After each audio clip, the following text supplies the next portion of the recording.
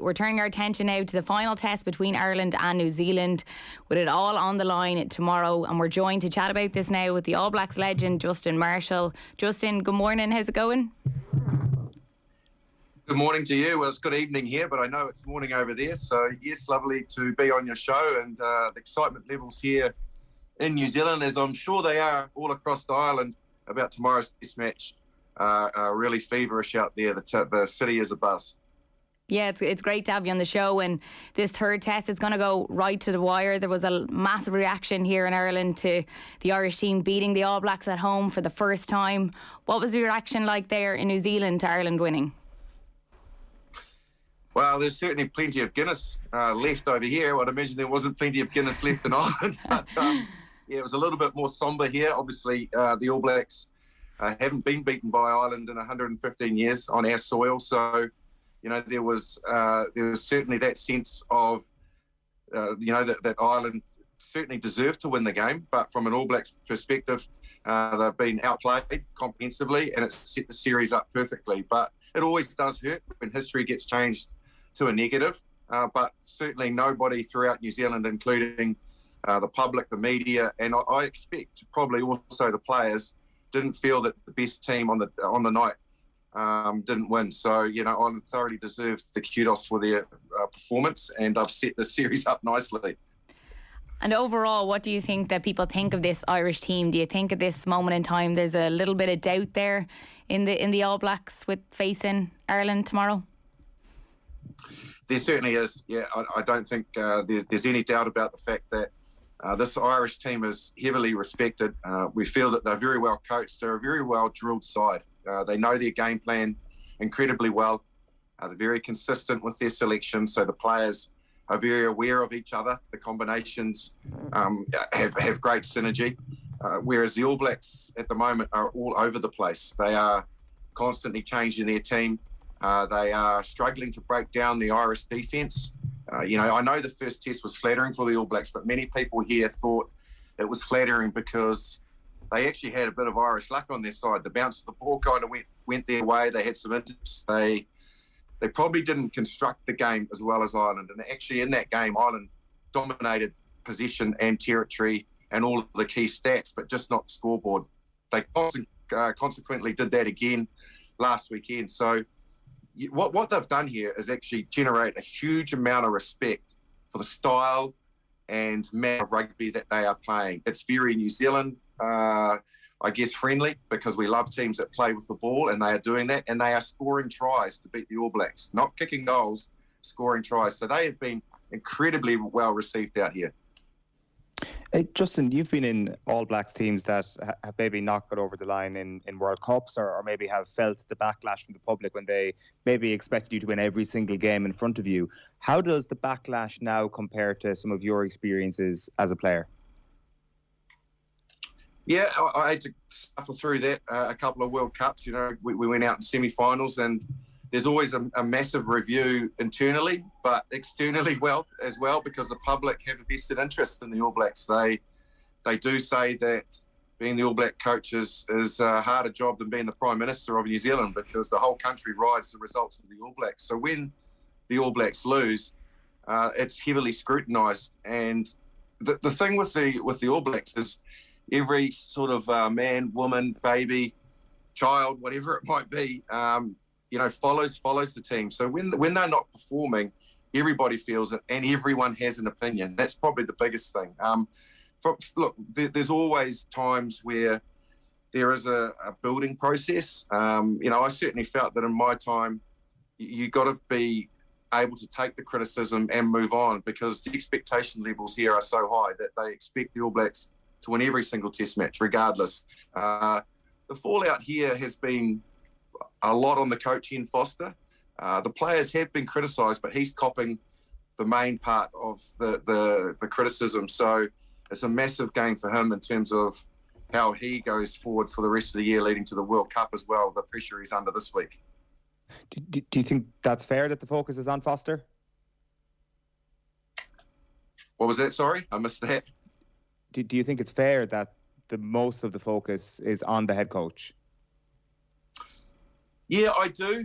I'm certainly not comfortable with the way the All Blacks are playing. I certainly feel that they're not playing the traditional game that the All Blacks are well known for, which is getting their back three into the game, so the wingers and the fullback getting space, because there's massive attacking potential out there. But at the moment, they're really struggling to get the ball into those outside channels where those players are so lethal. They're being shut down and beaten quite comprehensively at the breakdown. Their set piece has been okay, but I think the criticism is off the back of they don't seem to be going out there and constructing a game like Ireland are, and that's what's impressing everybody with Ireland. They're quite comfortable to go 18, 20 phases with the ball to beat the defence. The All Blacks, after 5-6 phases, if they get stuck, are resorting to kicking the ball away, and that is very much not in our DNA, to kick the ball away because we're lost for ideas. That's very outside of what New Zealand rugby thinking is usually like. So, yeah, I think it is justified that they haven't formulated a game plan to bring their key X-factor players into the game, and then they look a little bit lost when they're under pressure. Very unlike them. So that's why they're saying, well, what sort of coaching are they getting, and how are the leaders standing up on the field? Yeah, it definitely feels that he's a man under pressure at the minute. But to get rid of a coach a year out from a World Cup, it's not ideal preparation. No, it's not, and it won't happen.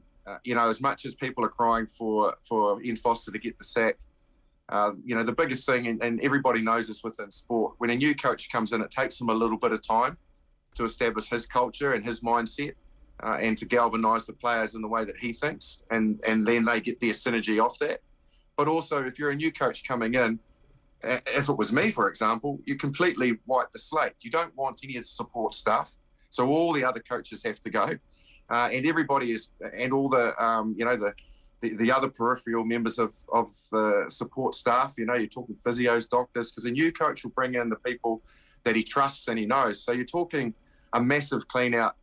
And in the modern day, with all the rugby we've lost under COVID in the last 2 years, the New Zealand Rugby Union, like many unions, wouldn't have, I don't think, the finances to support getting rid of an entire team and paying them out and then bringing in a new one. So, I'd be very, very surprised if that happens. So we're really hopeful that Ian Foster and the players can get their act together and start playing the type of rugby that we know they're capable of. And there is some changes to the team for tomorrow. Is this the strongest All Blacks team that you've seen yet of the series? You know what? You see, you hit it right on the nail or right on the head there. The problem is there's more changes. And so when you change around key areas of the game, so the midfield is one of them, where they've brought David Havili into the midfield with Rieko Ioane. They've made a change in the back three where Will Jordan's going into the right wing position, and also the loose forwards and the front row. Now, they all are areas where you need combos and players that are familiar with each other. And when you get under pressure, you look to the guy beside you, you know that familiar face, and you've been to the cold face before, and you get on with it. So constantly changing the team is not helping get that rhythm that I'm talking about. Conversely, Ireland, I could have named Ireland's team this week, to be perfectly honest, because it's just so well established, and barring injury, like what Andy Farrell was forced to do with Ringrose, those players know each other so very well. So yeah, look, there's been some changes. People are saying it's a better All Black side, but what worries me is it's a side that's going to take a little bit of time to click again and gel. And they can't afford to do that, because Ireland have, in the first 2 test matches, come like a bull out of the gate and started so well in the first 20 minutes. And that's been a test match can get away from you. So, look, the players that are coming in are quality players, but I am very wary of the fact that it's more changes in significant positions, and I'm hoping that they find their rhythm quickly, or we could be staring down the barrel even before half-time, which wouldn't be nice. It would be on our end, but yeah, it's funny because we were actually hoping for changes over the last while. Maybe not now coming into the final test game. Obviously there's a lot on the line, but you're dead right in terms of players being aware of each other, being comfortable with each other. You're going to play a hell of a lot better if you're aware who's beside you and certain plays. And there's also exciting times as well with Roger Tuivasa-Sheck. He is set to make his debut. He's got a good story too. Yeah, he absolutely has. Started in rugby rugby. He was an age group star, and then rugby snaffled him, as they do with certain players that have massive potential when they're very young before they really get to grow up in rugby. Rugby league get them at a much earlier age than what rugby identifies them. So he went off, had a very successful rugby league career, both internationally and mostly in Australia. Ended up with New Zealand Warriors, and then left them to get into rugby. Has had a very good season with the Blues. Many were surprised that he got selected. They thought that he was still a bit green and needed more time, but he certainly does have a unique. We've just lost him there, Justin, but we'll get him back in just a moment's time. It was actually interesting. I asked that question on because Roger, he obviously maybe will come on. He'll make his debut this weekend. Be a massive moment for him. But he actually spoke about in an article how he would actually read the plays on an iPad, and he was so concerned of what certain plays, and they said to him, you put the iPad down and just concentrate on going out there and expressing yourself, and don't be so caught up in the play. So yeah, that was an interesting part that I'm going to maybe speak to Justin about too. Yeah, I wonder that's kind of probably an interesting dilemma for a lot of the New Zealand coaching team at the moment. I'd suspect the sort of off the cuff nature versus the, oh God, we need to get control of this team back and we need to coach them to better results. So I wonder if they straitjacketed a little bit too much. Like, I guess tomorrow will tell us a lot, because the pressure doesn't really get any higher than the entire nation, as Justin points out there, breathing on your neck after a couple of bad results. This is it, absolutely. And we have Justin back, I think. Brilliant. Yes, Justin, we were just talking about Roger there. I was saying to Eoin that he actually had spoke about in an article how he was looking at plays on an iPad, and Ian Foster just sort of put his hand on his shoulder and said, put the iPad down, we want you to go out and play and express yourself, and it's not about being robots out there. Yeah, sorry about that. We're obviously on the under end of the world. I'm not sure how we lost that connection. I was regaling some Liam Neeson, actually, comparing his particular sets of skills that he has to Roger Tuivasa-Sheck, and the internet didn't like it for some reason. But anyway, I digress. Yeah, I think that's what they need. I think they need to show the ability to play on instinct and be not robotic, but be instinctive. If something appears in front of you, break out of the pattern and use your skills. And I'm certainly sure that that's why Roger Tuivasa-Sheck has been included in this week's squad, because, pre-contact, his footwork is out of this world. He's super explosive, and he'll be somebody and something that the Irish haven't seen before. So maybe a little lace up the sleeves that the All Blacks have coming off the bench. Justin, I remember we were speaking to you before Ireland played New Zealand in 2019 at the World Cup, and obviously we were getting your take as a former scrum half on Conor Murray and his importance to the Joe Schmidt game plan. What's been your view of Jamison Gibson-Park in the green shirt so far? He seems to have come straight in. He's done a really, really good job under Andy Farrell over the last 12, 18 months. Do you think he's been so pivotal to how Ireland have changed and their style of play, which is a little bit more expressive in 2022? Yeah, I certainly do. I think there's no rocket science behind the selection of Jamison Gibson-Park. He certainly plays his role differently than than other halfbacks, and because of that, he brings in a unique style. Like, Conor Murray is still a very good international scrum half and incredibly capable. So they have a 1-2 punch, really, Ireland. I'm quite surprised that Conor's not been getting more game time, but if you notice and watch Jamison Gibson-Park, what he's very good at, a lot of scrum halves will go to the breakdown and they'll clear the ball quickly, like Aaron Smith does. If you keep an eye on Jamison Gibson-Park, what he does is he gets to the ball very quickly, but then he bounces out with a couple of steps. So he actually lifts the ball. Instead of passing it straight away, he'll take a couple of steps, which brings defenders towards him. They have to consider him. And that gives time for players around him to run better lines, run better angles, and it gives Johnny Sexton also time to then make his movement of what Gibson-Park is doing with depth and get him behind runners. And that's what is really causing New Zealand defence big problems. That little combo in doing that is really hard to stop, because you have to consider Gibson-Park in case he decides to run. So, yeah, I certainly think that it's evolved and changed the way that Ireland play and particularly attack, and that's why he's been selected.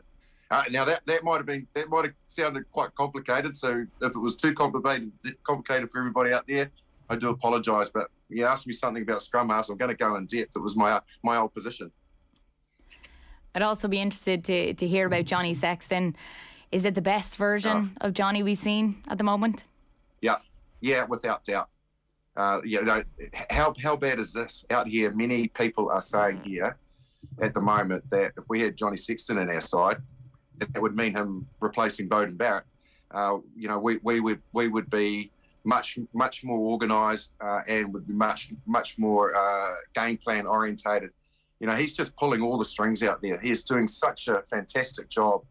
I watched them end on at the weekend, and he is very much at the peak of his powers right now. He's incredibly important to Ireland and the way that they play. But there's no doubt that he is the catalyst for Ireland's 2 to 3 prong attack that is causing the All Blacks problem. Every time it touches or goes through Johnny Sexton, there are major options off him that All Blacks are struggling to try and break down. And where does he line up alongside some of the great out halves? How does he compare to, say, Dan Carter? He walks in their footsteps without doubt, and I think his record speaks of that. Not only a great Irish player, Leinster man, but also a British and Irish line. The caps that he's accumulated, his resilience, the way that he's evolved and changed his game. He walks in the footsteps of the Carters, of the Johnny Wilkinsons, of the world in recent years. He's very much deserved of that as well. He's a legend of Irish rugby and world rugby, and massively respected here in New Zealand for the way he plays. And overall, Justin, then how do you see it going tomorrow? You know what? I had Alan Quinlan on last week on Sky TV, and he absolutely bottled it because I said to him, mate, this is going out to 5 million people, and he said, oh no, yeah, the All Blacks will win comfortably this afternoon. I was like, all right, come on, playing up to the crowd. So unfortunately for you guys, I'm not gonna play up to the Irish listeners. Unfortunately, I'm gonna stick true to my All Black history and say that the All Blacks will get the job done in a very close encounter. But I have to say that. But if I was perfectly honest, I'm not super confident in saying it, but I am saying it. Go ahead, Eoin. Well, I was just going to say, Quinny called an Ireland win on our show last week, Justin. Oh, yeah, I tell you what, mate. The superlatives that come out of his mouth sometimes are absolutely outstanding. I think I'm catching him for a beer in about an hour, so don't worry. I'll make sure that I know that you've told me that. I'll let him know. Brilliant, Justin. Thanks so much for joining us this morning. Anytime, guys. Thanks very much for having me on.